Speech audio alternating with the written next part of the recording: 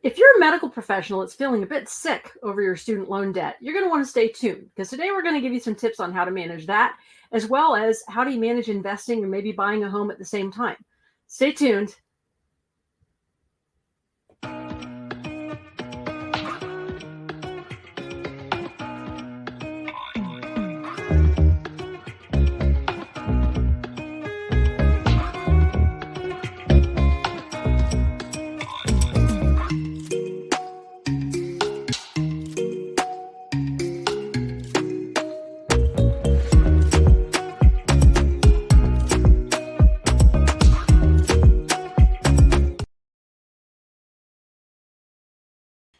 Hi, and welcome to Healing Your Finances, a prescription for student loans.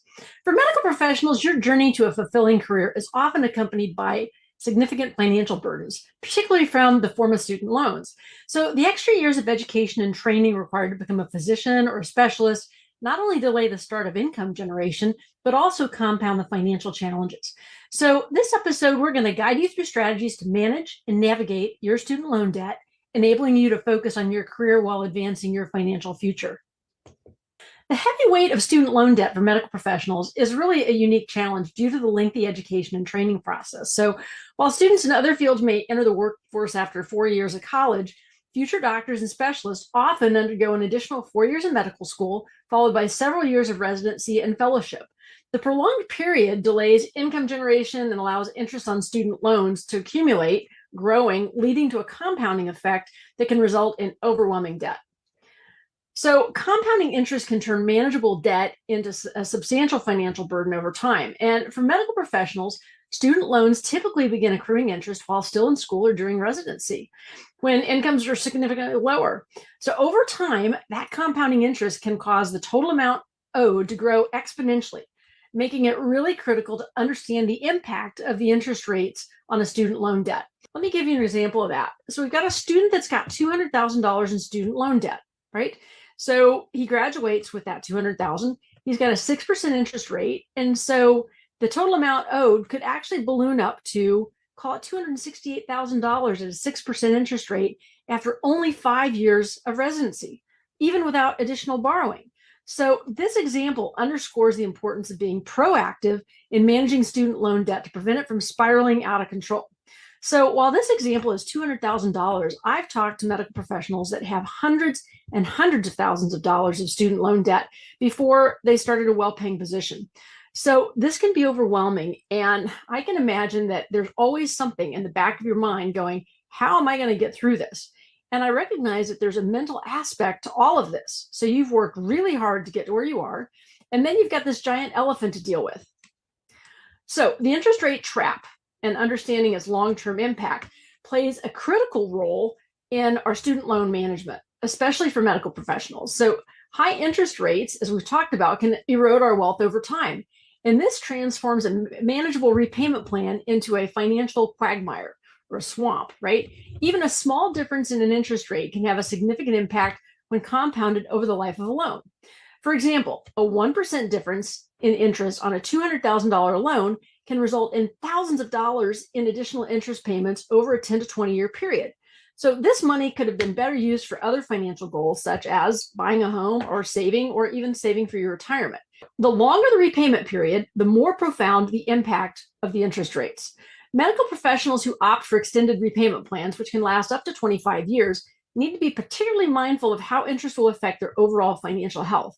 In some cases, borrowers may end up paying more in interest than the original loan amount itself. Now, what I would say is, while that may sound catastrophic, right, that the interest that you paid was more than the money that you borrowed in the first place, this happens all the time with home loans, right? When we've got an interest rate on our home loans, by the time we've paid that back after 30 years, it's more than the cost of the original house.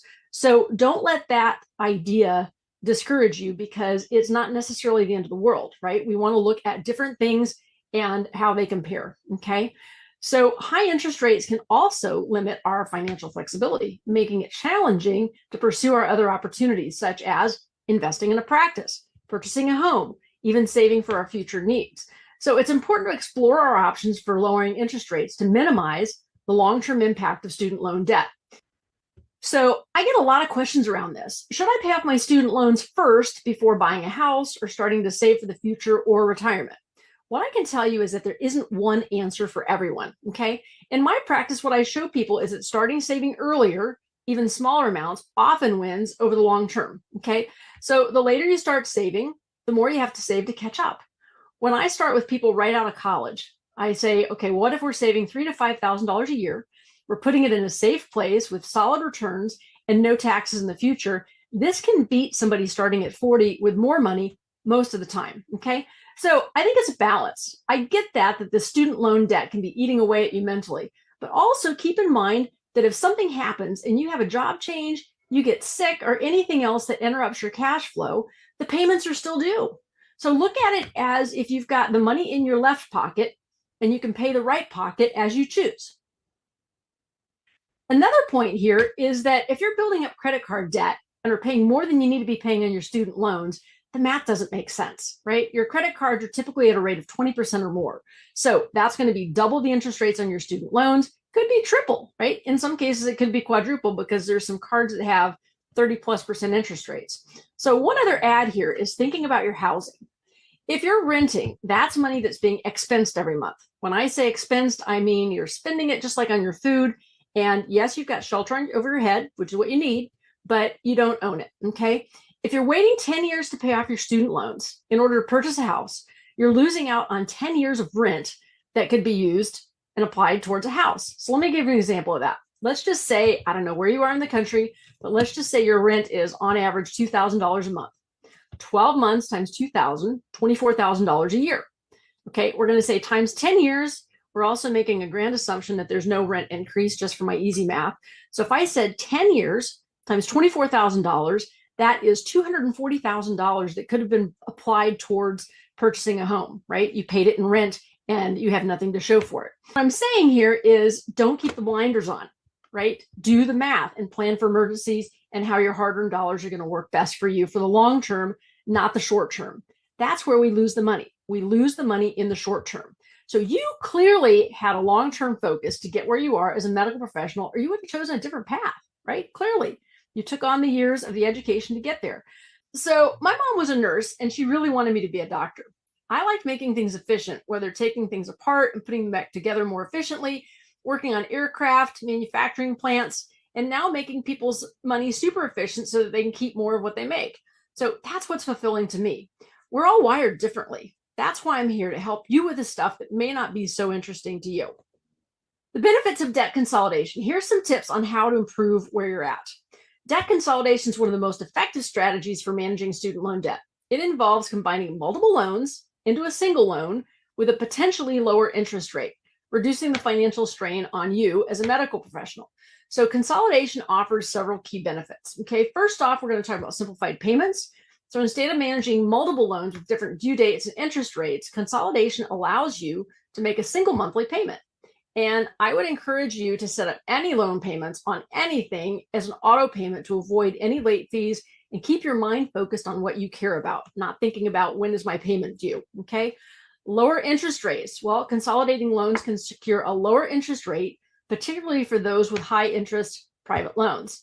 Okay, next is extending our repayment terms. So consolidation often provides the option to extend the repayment period, lowering our monthly payments and freeing up cash for other financial goals like we talked about earlier. Okay, so how can you do this? Well, student loans can be consolidated through either federal or private lenders. Okay, federal consolidation loans allow borrowers to combine multiple federal loans into one with an interest rate that's weighted average of the original loans, right? So it's not that all of them go to the lowest interest rate.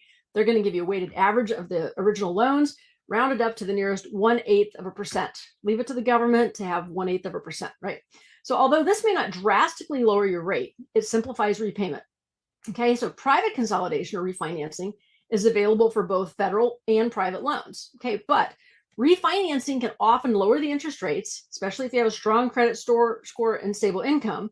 And we just did an episode around credit scores and how you can improve yours. So you might want to check that out.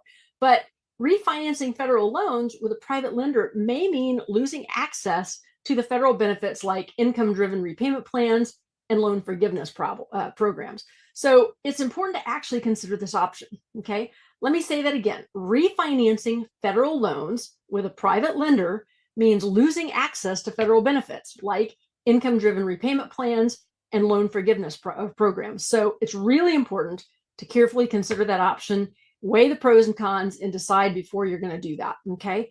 So the time to look at debt consolidation is while you are working, okay? The time to look at debt consolidation is while you are working. So keep in mind, if you lose a job or you're in transition, you've lost your superpower, or at least the way the bank sees it, of having consistent income, okay? Dealing with the banks is not getting any easier. So while you're crazy busy and work is going really well, is actually the best time to look at this, okay? One of the other things to note, if you've got a working spouse, working partner that you can consider household income, while you're both working makes you look much better on paper and better to the banks. So give them reasons to say yes. So how do you craft your financial prescription? Start by developing a holistic financial plan. So holistic means an overall approach that includes at least the following things, okay? Your personal financial situation, goals, and risk tolerance. So here's some steps to help you craft that financial plan that works for you. One, we're going to assess your debt. We're going to make a list of your total student loan debt, including interest rates and repayment terms.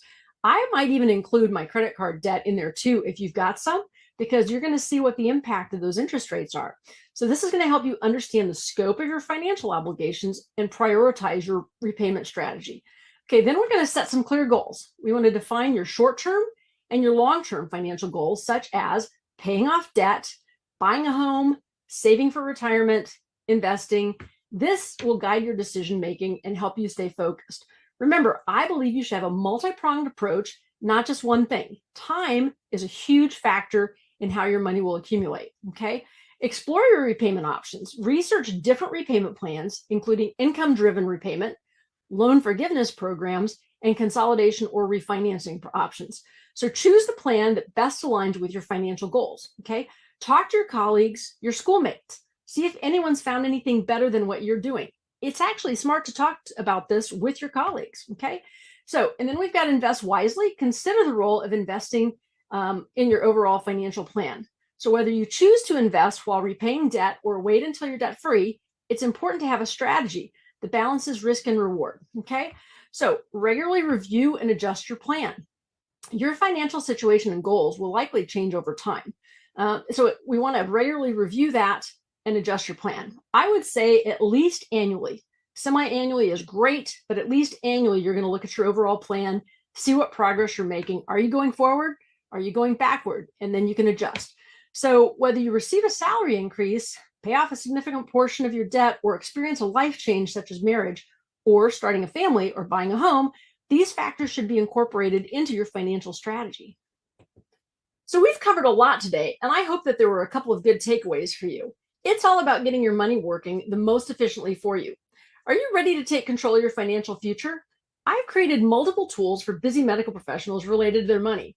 Your financial vision planner is one of my favorites for you. A busy medical professional that doesn't have a bunch of time to research and figure out why their money isn't working in alignment with what you really want. It gets rid of the noise and the speed bumps right here, right now, no matter where you are in your money journey. In your terms, is surgery really necessary to get you to retirement? What do you really want? What do you really, really want? It doesn't have to be as complicated as we make it. Your dreams on your terms, that's what I want for you. So my goal is to get you there faster. You can do this, or you can stay where you are. Or with my support, I can get you there in probably half the time. Think about that. Retire sooner, retire with more.